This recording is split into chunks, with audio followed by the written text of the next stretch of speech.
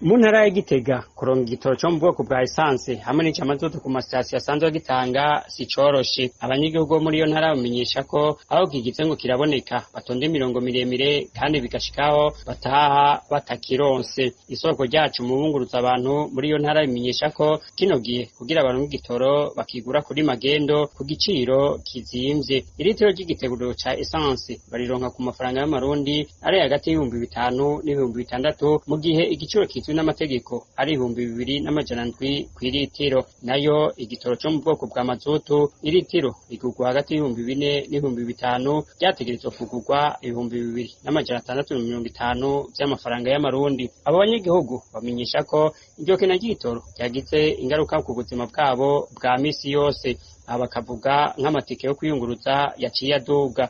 Akarorero batanga kubiyunguruza na iyasi itike rya Bujumbura Gitega n'amafaranga 8,000 mu gihe bahora bariha 7,000.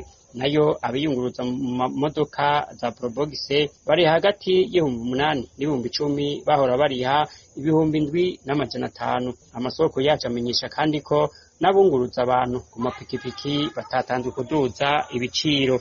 Amashirahamwe yunguruza abantu yo ntaraduza itike, ahubwo amwamwe yahisemwo kugabanya ingendo, ayandi ahagarika akazi gushika igitoro kibonetse, kuko amasoko yacu mu ntara ya Gitega abandanya bitumenyesha. Ikindi abanyagihugu baho ku mugwa mukuru wa politike bavuga ngo nuko ubwo bukene bw'igitoro bwatumye n'ibifungurwa bizimba gusumba uko vyahorana cane cane ibiva mu zindi ntara. Bamenyesha kandi ko n'ibiciro ku mamashini asya ibigori, imyumbati n'ibindi vyaduze, hongewe ko amafaranga ari hagati ya 20 na 30 ku kiro. Abanyagihugu bo mu ntara ya Gitega basaba leta gutorera umuti urama ikibazo c'ikena ry'igitoro na rirya yariherutse kuduza ibiciro vyaco.